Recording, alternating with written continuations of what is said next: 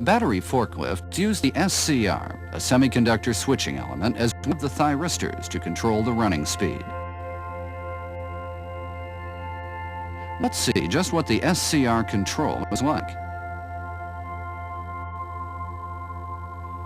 This is a diagram of the principles of the SCR. Now watch this test.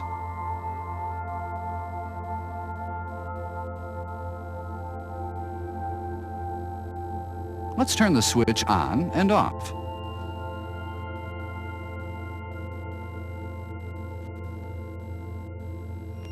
As you see, the motor is running.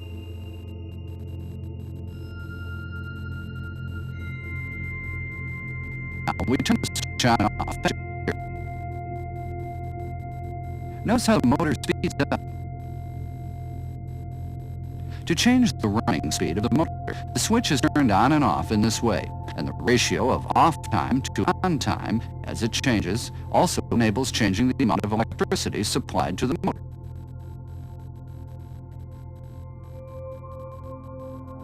This is the thinking that goes into the SCR control system. The SCR is the function of the switch. Let's look at the nature of the SCR control system.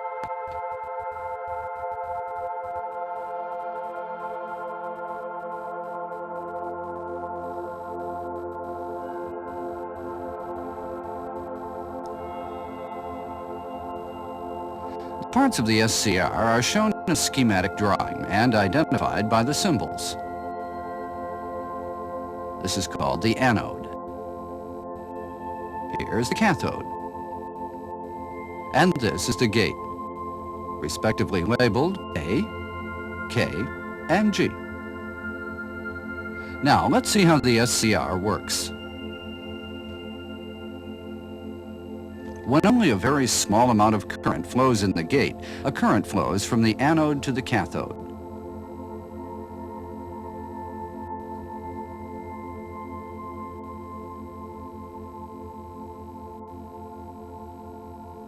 And even when the gate current is stopped, current still flows from the anode to the cathode.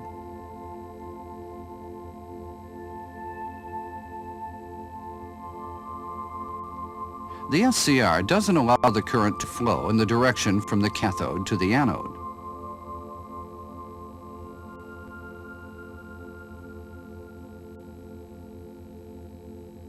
Let's conduct a test to confirm these points.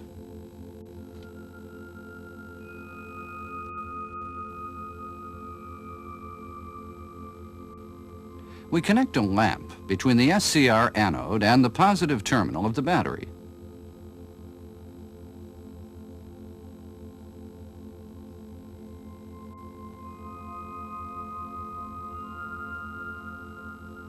Then connect the cathode to the negative terminal of the battery.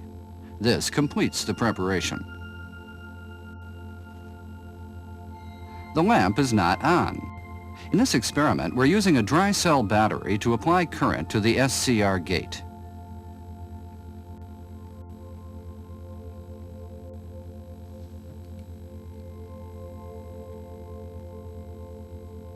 Now the lamp comes on.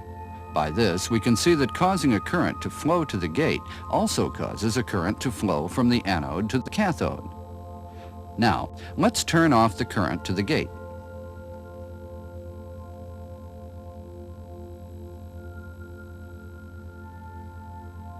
The lamp stays lit. We can see that even though the current to the gate is stopped, current continues to flow to the lamp.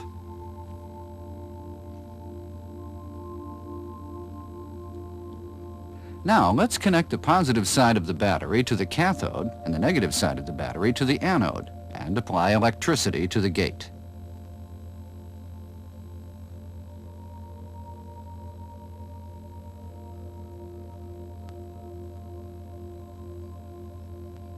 The lamp doesn't come on. This test shows that the current only flows in the direction from the anode to the cathode.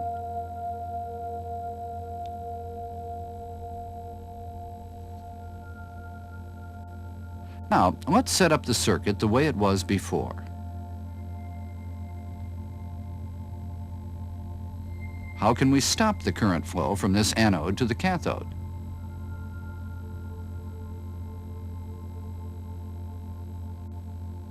Of course, the easiest way is to turn off the circuit. However, there is another way.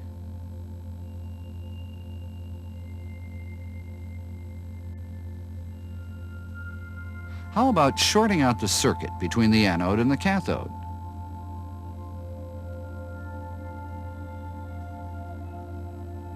Now the lamp goes off. It appears that the current no longer flows from the anode to the cathode. There is internal resistance in the SCR, and momentarily shorting out causes a large amount of current to flow to the wire. Because of this, the current flowing to the SCR is less than the holding current, and the lamp goes off.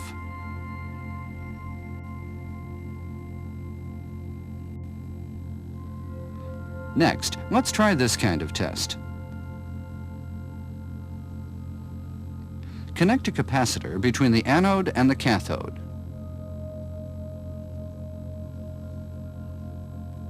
Again, the lamp goes off. When the capacitor is connected, the current flows through the capacitor, momentarily creating a shorted out condition, and therefore the current going to the SCR becomes less than the holding current, and that's why the lamp went off.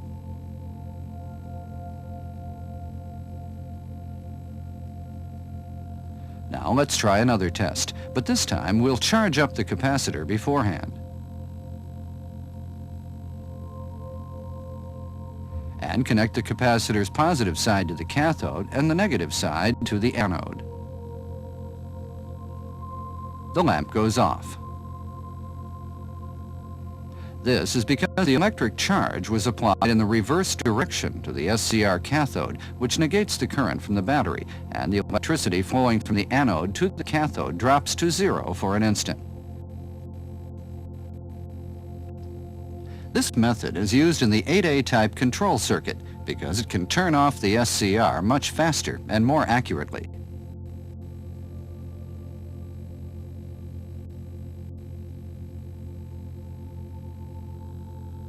The condition in which electricity flows from the anode to the cathode is called turned on.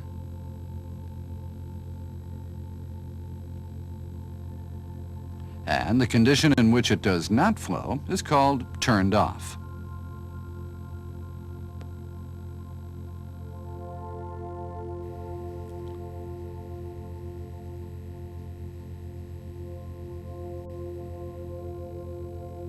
Now let's look at the chopper circuit used to turn the SCR on and off.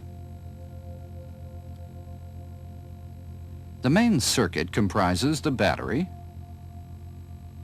drive motor, DMD, and main thyristor, SM.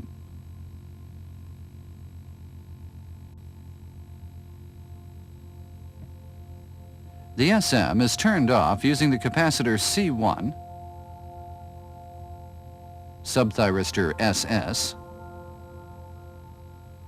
and reactors L0 and L1.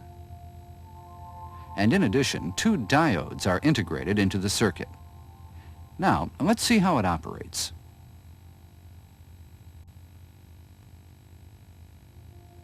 When MF or MR is on, a current flows from the positive terminal of the battery, passes through the motor, then through DR, L1, L0, and C1 to the negative terminal of the battery. Then capacitor C1 starts charging. When C1 is charged, this current drops to zero. In terms of polarity, the C1 top polarity is plus and the bottom polarity is minus. At this point, an on pulse is sent to the SM gate and the SM is turned on. The current flows from the battery through the motor, SM, and to the battery in the main current. And the motor begins to run. At the same time, the turn-off operation starts. The electrical charge built up in C1 flows from its plus side to L0, L1, SM, and then to its minus side. Along with a decrease in the C1 charge, there is also a decrease in the current. At this time, an induction action occurs in L0 and L1 so that the current continues to flow.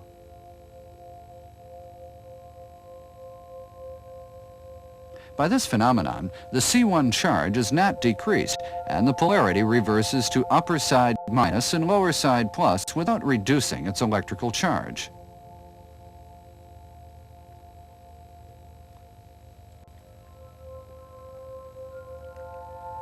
At this point, a signal is supplied to the SS gate and the SS is turned on. Now you have a closed circuit connecting SS, L0, and C1.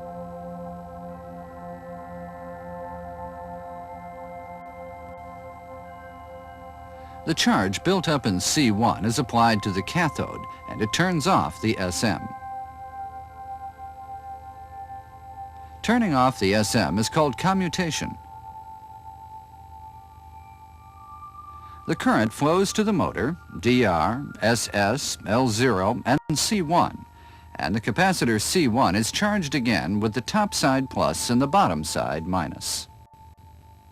By the completion of charging of C1, the current in the circuit drops to 0 and the SS is turned off.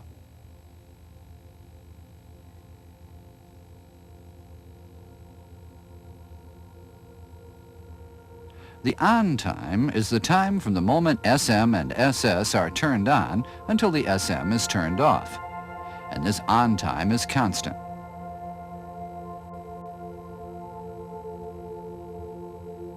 And the time from then until the SM is turned on the next time is called off time.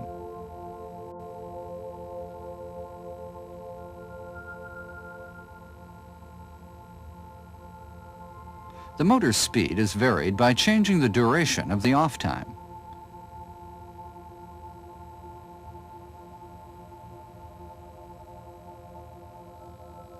Immediately after the chopper is turned off, electrical energy is generated in the direction as shown by the arrow, induction action of the armature coil and field coil in the motor.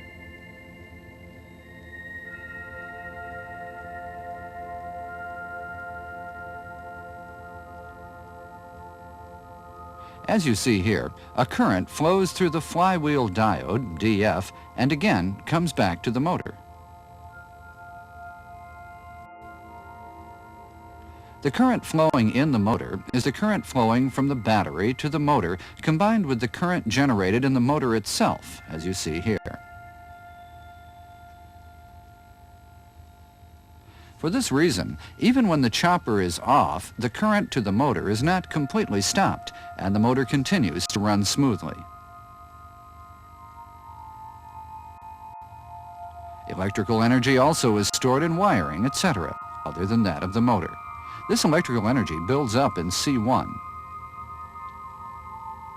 Accordingly, since this voltage is applied to the capacitor C1, the voltage becomes larger than the battery voltage and makes the SM commutation easier.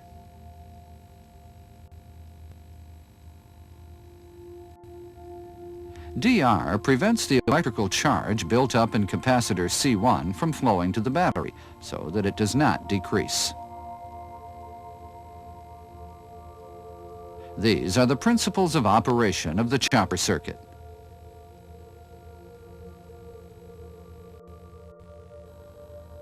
On the oscilloscope screen now, we'll watch the pulse that operates the chopper circuit.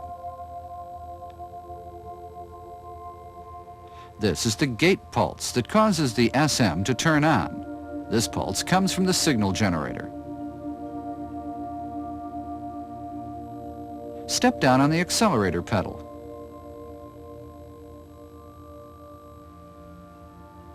You can see that the gate pulse interval changes in accordance with the pedal angle.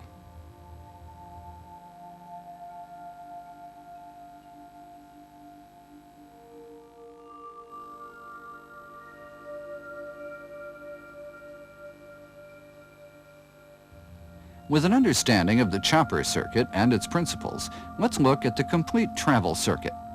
Let's look at the main circuit first. There's the battery.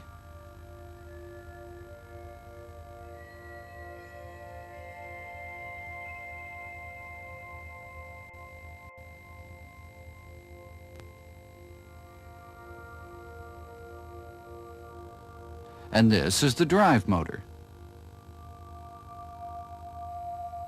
A direct current series type motor is used for the drive motor DMD.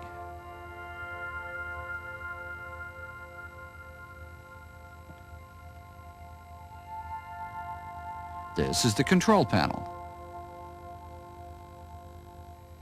The chopper circuit is formed by SM, SS, C1, L0, and L1 in the control panel, and the signal generator SG is also integrated into the circuit.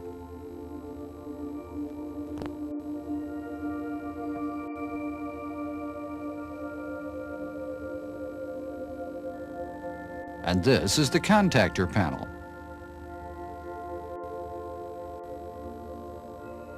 This panel contains forward MF and reverse MR travel contactors and flywheel diodes DF1 and DF2 integrated into the contactor panel.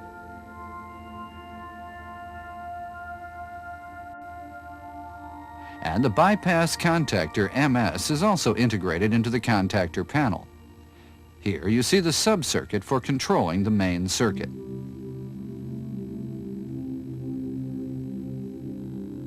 The signal generator SG. This is integrated into the control panel, which we looked at a little while ago.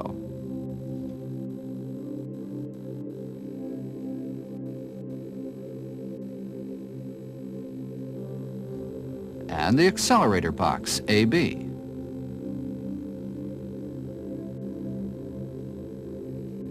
This box contains a variable resistor, VRA, and two limit switches, LSA1 and LSA2, integrated into the accelerator box to control the SM off time.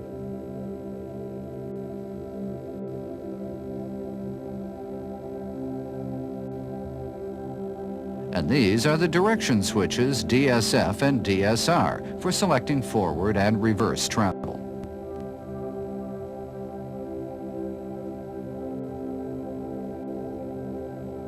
This completes the circuit. Now, let's observe how the current flows for traveling forward. Turn the key switch on and set the direction lever in forward. Now the key switch is turned on and so is the DSF. Now you step down on the accelerator pedal.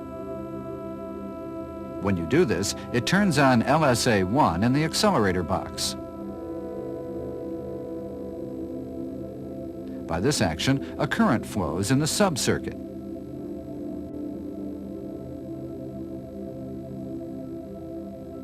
Magnetizing the MF coil and turning on the MF contact.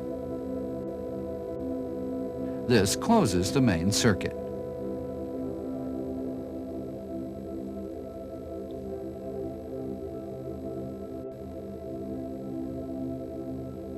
The on and off signals are generated by the signal generator. And the motor starts to run.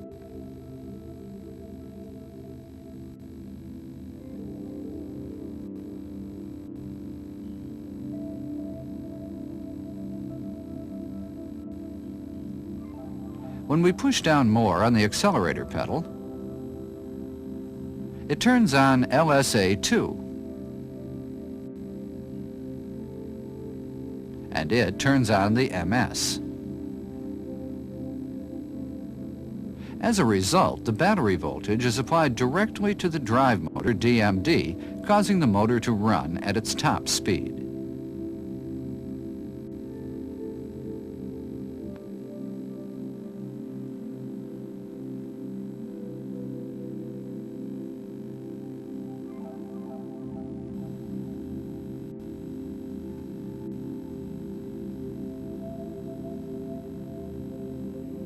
The The signal generator contains three kinds of safety circuits, in addition to the one which sends gate signals to the signal generator.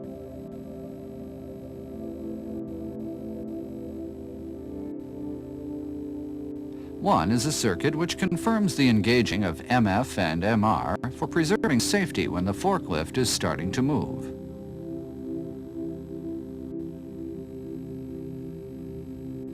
This circuit detects SM short circuit, melting of the bypass contactor, MS, according to the electric potential at P6. This circuit also checks the operation of the two other safety circuits.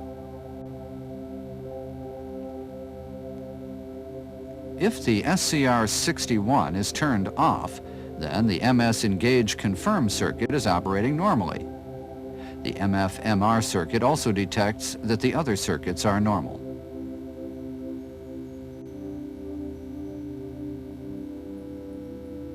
If the SCR41 detection circuit is turned off, it confirms that both of these circuits are functioning normally, and then the MF or MR is switched on.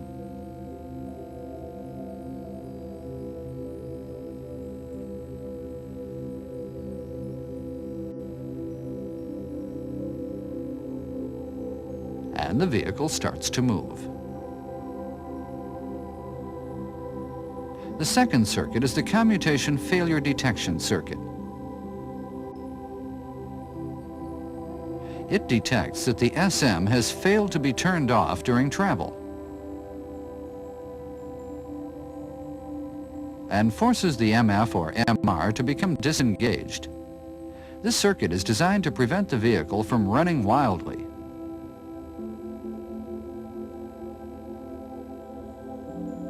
The third is the MS Engage Confirm circuit. This circuit detects that the LSA2 is turned on and that SM continuity is at about 80%.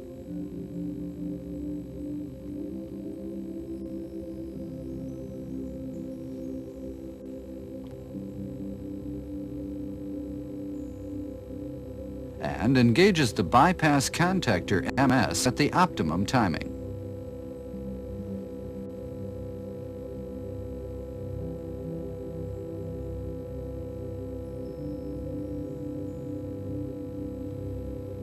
These are the three functions of the safety circuits.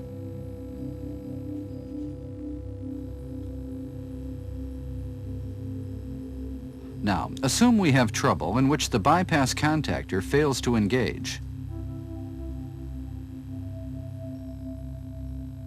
First, remember the conditions for engaging the MS. If the conditions were so that LSA2 is turned on and the SM continuity is 80% or more,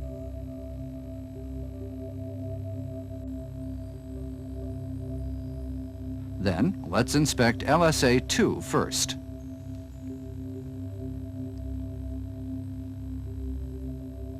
First, let's look at the wiring diagram.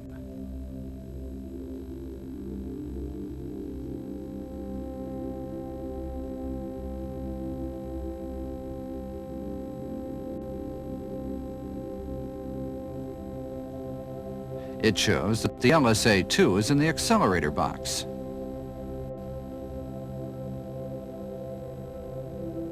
You have to know the level numbers before conducting the LSA2 continuity test. Here we can see that the level numbers are 54 and 55.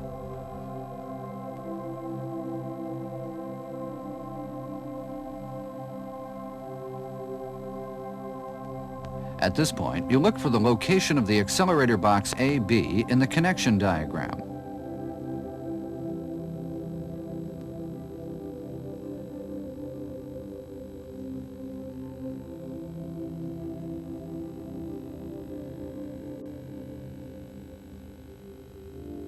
You can see that the accelerator box is connected to the wire harness through the connector CN4.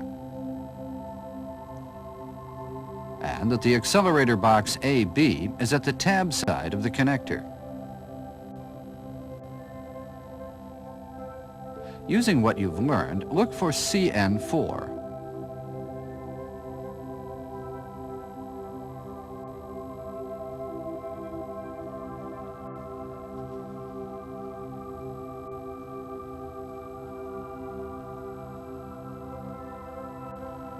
And find the accelerator box AB connector CN4 in the connector diagram.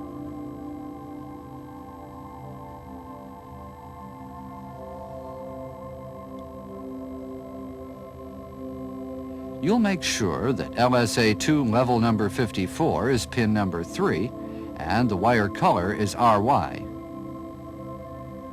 and that level number 55 is pin number 7 and the wire color is WGR.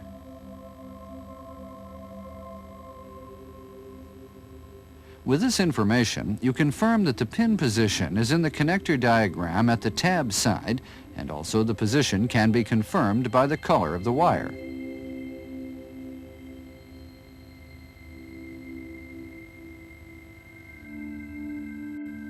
Conduct a continuity test by inserting the testing probes in pins number 3 and number 7.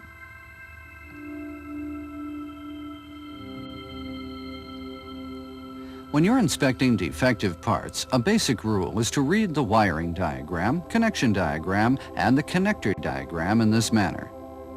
Up to this point, we've just explained the first steps of the SCR control principles and inspection.